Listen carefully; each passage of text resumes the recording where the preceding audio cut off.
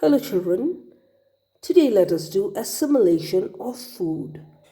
Assimilation is the conversion of the absorbed digested food into body material, meaning whatever food has been digested and absorbed, when it is made into body material, that is called assimilation of food. Now, food digested and absorbed, food that is digested and that has been absorbed, it is transported in two ways. Okay, one by the hepatic portal system and the other by the lymphatic system. Now, let us go into each one. Hepatic portal system, it takes simple sugars, amino acids, vitamins, minerals. Now these are already digested and very simple, and it has been absorbed by the small intestine, the gut. Okay, but these are transported to the hepatic portal system. Okay, now what does the hepatic portal system do? It takes all these vitamins, minerals, amino acid, sugars, the liver, it takes it to the liver, and the liver, what it does, it converts excess glucose into glycogen.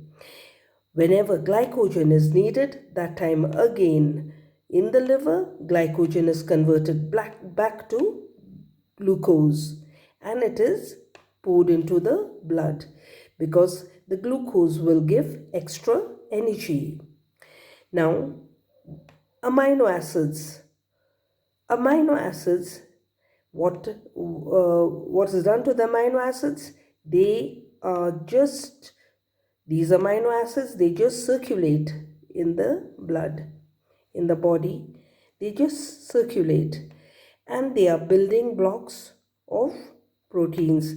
They are the building blocks for the proteins to be formed, but they cannot be stored, amino acids. They cannot be stored. Excess amino acids, they are broken down in the liver.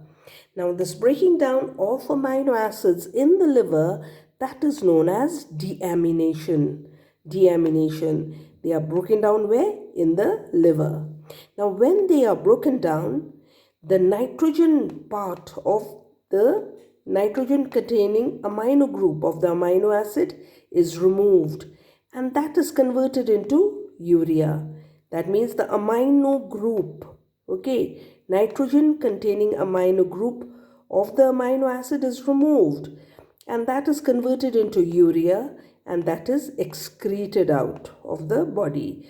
But the remaining part of the amino acid, what happens to it?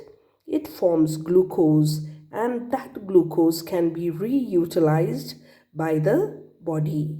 So the hepatic portal system, what it takes and what happens to them, I just told you.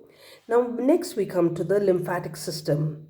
Now the fatty acids and glycerol that has been already absorbed by the gut is mainly taken by the intestinal villi and the lymphatic system.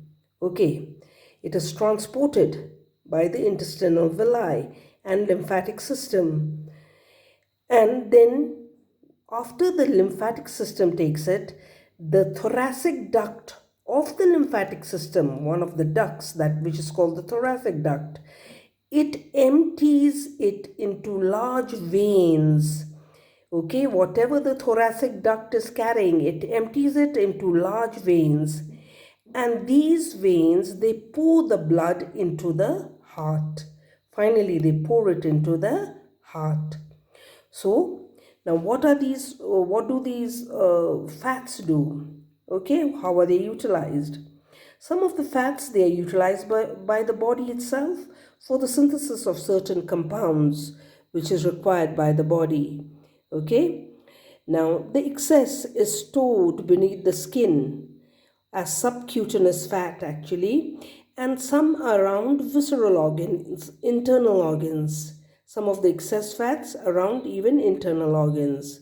Okay, but most of it is under the skin, which is called subcutaneous fat.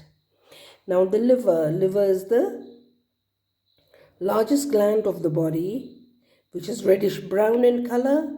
It weighs 1500 grams, located in the upper right side of the abdomen. Upper right side of the abdomen below the diaphragm. So this is the location of the liver. So with this, we are finished with assimilation of food. Please do refer to your books also.